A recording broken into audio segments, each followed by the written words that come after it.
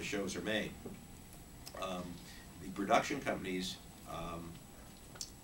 the way the process works is that the production companies tend to hire the writers that are going to come and make the pitch. The production company comes into the network and presents a rough idea of the show to the network executives. The network executives then make a decision whether they like the idea or not. If the network wants to pick up the show, then an order is made, and typically an order for 9 episodes is made at a time. So excuse me, 13 is made, so the network will order 13 with an option to buy 9 more episodes for the remainder of the season. And as you know, a lot of shows fail, but the gamble of the production company is that they're going to create properties that are going to endure, that they can sell for a long time to come. Any questions yet? What is the effect on things like Trine and other companies that are doing real-time user-contributed stuff on the licenses and on the revenue models around that, including product placement, real-time sentiment data sales, and other ways of monetizing in real time? That's a question. What's the change on the? Well, I think there's been a lot of changes. Networks, as I said, sell advertising. So the way it works typically is that a network, there's commercials in U.S. television, and the way that's set up is the networks distribute their shows traditionally by television stations around the country, and the television stations get a portion of the advertising time. So maybe in a given show, if in an hour show there are 20 minutes of commercials, say, that there's a split of that time between the local affiliate and the network. The issue is that because it costs so much, $1 million an hour is quite a bit of money to pay for a show, that there is product placement in shows where various advertisers will pay money to have their products put in the show. And that's been a practice that's gone on for a long, long time. User-generated content is social networks and data around that. Well, the social network thing, it's a whole different part of the business. In our world, where when we started the WB network, we knew that the network could not compete with ABC, CBS, NBC, even Fox, because those networks had such an audience already. So the idea was to create a network that was more like an FM radio station. It was very highly targeted to, at that time, women 18 to 34. And the notion was that if we could target the programming and the advertising to a very, very limited demographic, that we could aggregate a bigger audience than if we were broadcasting very widely. So what we do is we use social media. We don't use a lot of user-generated content, but we use a lot of social media to drive viewership to the network. And that's become, as it's become more, more ubiquitous in terms of the culture, Facebook, and we use an awful lot of social media, and we have campaigns geared to social media. So, but not so much user-generated content. Some of this is based on my experience, but I wrote a couple of scripts for some shows that are on TV, and they're comedic, but you're right, it is impossible to get them to the people who are making the shows. And I had an agent read one, said it was impressive. I know a guy who grew up with one of the producers on the show. Like, I can't get this script anywhere. But yet, about a month ago, I got cable TV for the first time in a long time, and I literally went through 800 channels one time, and every show stunk. So why is it that I'm sure there are better writers out there that are writing stuff. Why are these shows not getting picked up? I think there's a couple of things. I think, first of all, I'm maybe naively optimistic that I do think talent wins out ultimately. I'm still trying. I do believe that and there's some good facts. The good fact is that if you're interested in the entertainment business, the good fact is you're in California. If you're sitting in Des Moines and interested in it, it would just be highly theoretical that anything good would happen. But I think my experience in life, my life experience is such that it's all about meeting people. And every job I've gotten, as I alluded to, everything that's happened in my life that's been positive has been through networking and meeting people. You know, and I believe that what you say is true. You cannot take a script and put it in a box of candy and send it to a production company or network. You cannot, you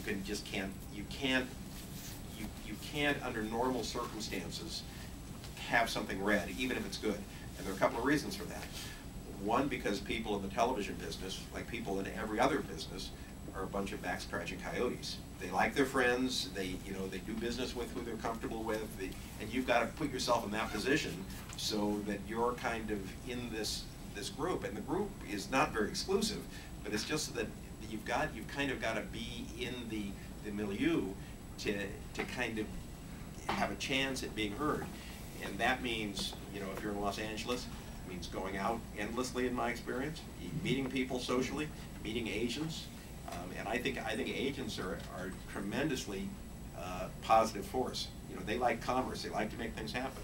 And I do think that given talent, given a predicate talent, and given opportunity, that everybody has a shot. And the reason the entertainment business is democratic is that executives don't have talent. They need people that have the ability to either emotionally connect with people in a drama or to make people laugh in a comedy. And that is a very rare talent.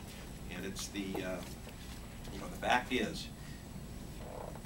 is that Americans are tremendously spoiled in terms of their entertainment. It's why when I look at Roku and I see all these channels and there's nothing there, it's not that it's necessarily bad, it's because that I'm used to watching Game of Thrones now, or The Sopranos, and that is such an it's just such amazing creative talent that's been aggregated on these shows.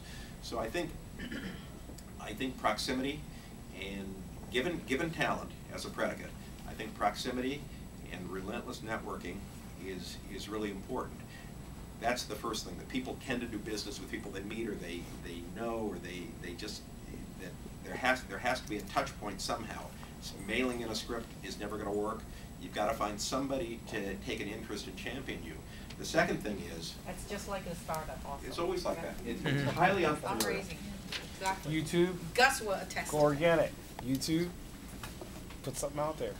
The second thing is that basically, the entertainment business is based on fear. And that's a positive and a negative. It's a positive because people tend to pay attention because they don't want to pass something up that somebody else might get. So if something comes in, there's a fear that it might be rejected and then be a success someplace else, which is the worst thing. Clearly the worst thing. but it's also, there's also the thing that is a serious problem that creates fear is the fear of lawsuits. And everybody's afraid that if they look at something and it doesn't come in through an agent or through some known channel, that there'll be a claim. And there'll be a claim saying you stole an idea. The reality to me is that there are only like 5 or 6 ideas, but it's the execution. And the deal is that and I don't want to be crude or insulting about this, but I think ideas are really the cheapest commodity. The raw idea. You have an idea. Here's my idea. I'm going to write something about a man and a woman who love each other, but their parents hate the union, and there's conflict and drama. Am I writing Abby's Irish Rose, West Side Story, or Romeo and Juliet? All three. It's all in the facts, and it's all in the execution. And in the television business in particular, this is what is really important. Outside of the ability to write, and I'll say this. Okay. No, I'll say this. The one great thing about television that I know isn't true in motion pictures is the writers are king. In the television industry, if you're a writer, the people that run the television shows are writers. The people that the supervising producers are writers. Everybody in charge is a writer, and I think that's a great creative fact. Now, I've never worked in the film business, but my understanding is the writers in the theatrical business don't have that exalted status. It's all the directors. directors. But in television, it's all the writers. And I think that's promising, because if you have the ability to put words on paper in a way that really can connect with somebody, I think it's a great thing. And then once you can do that, if you have the skill, then I think it's a matter of finding access and getting away. And again, I'll say it, I think talent wins out. I'm currently a student, but I'm taking a writing class. My professor says good writers borrow, great writers steal. But I wanted to know, I mean, she said that you cannot copyright an idea, but I want to know from the lawyer's sense, how similar can things be in not be stealing, or, you know, I certainly don't want to plagiarize, but, you know, an idea is a good idea that anyone can use, right? So. Look, I think it's a really, there are lots of different elements that go into an idea, and I think it's always, you know, if you're a writer and you created a show about people sitting around New York doing nothing, it's all the execution. I mean, but as soon as that's on the air, if that was your idea, you say, I created a show about people doing nothing. I should get paid.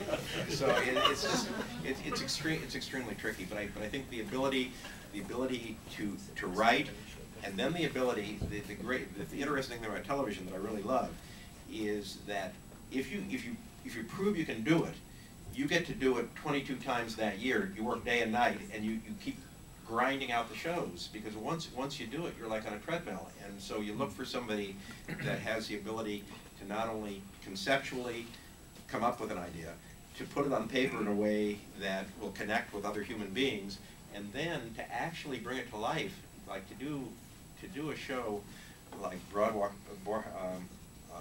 Empire.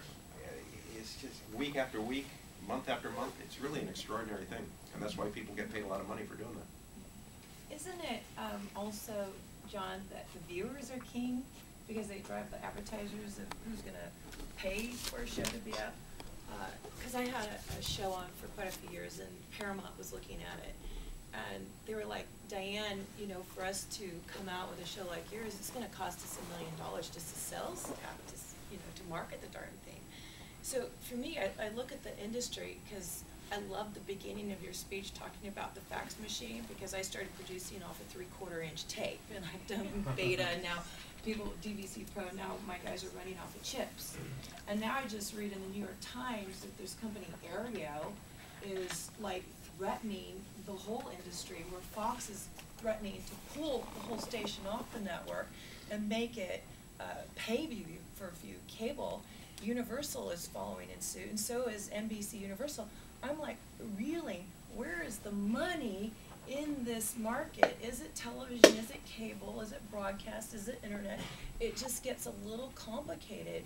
And with so many choices, how do you capture the viewer? Because that's where the money is, because that's what the advertisers are going to buy and spend and keep a show on the air.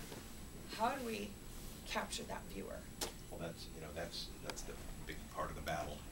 Every fall, for example, that every fall, as I said, the reason why, so people could sell Cadillacs in 1956, but still, every fall, every network puts on their shows. Now, the truth is that every show that goes on, what it's like every fall is like the Tories and the Revolutionary Soldiers, people shooting at each other every fall. All the millions of dollars worth of television shows, hundreds of millions of dollars worth of advertising, and they're all competing for an audience that is very distracted. So it's hard. So the marketing piece is a huge, huge part of what we do. And every show, you know, as soon as the show is selected, the marketing machinery starts. Publicity, you know, which is free marketing, and then the paid advertising. But it's a problem. I mean, it's an issue that how do you get attention of the viewer? And you're right, the viewers, television is judged every morning before I get out of bed. I have the ratings from the night before on my iPhone, which you know I have, and it's very, very interesting to see you know, that Nielsen. There's this and that to be said about Nielsen, but they can calibrate who watched your show, and so every day there's a scorecard in terms of how well you did, and it's a hard proposition. And the deal with Nielsen is that my view is that they were great when there were 3 networks, that they were able to count how much ABC, CBS, and NBC got. But now, with all these choices, I'm just not sure anybody is calibrated down to the hundredths of a ratings point. And every tenth of a ratings point for a network I'll bet for a network like ABC, a tenth of a ratings point is worth $70 million. So there's a huge amount of money riding on very, very fine fragments of math. And so the business of trying to measure audiences is a ripe field for somebody to get into, because the way it's set up now is based on, and when you talk to Nielsen, I'd say Nielsen or anybody else, but there is nobody else, it's a monopoly. When you talk to Nielsen about how they do their work, they'll shoot at you from behind every tree. You cannot out-talk them in terms of mathematics, in terms of the statistics and the extrapolations they do. But the truth is, if two women shampoo their hair in Los Angeles, we're going to lose a lot of money, because they're not going to be watching TV and the ratings are going to drop.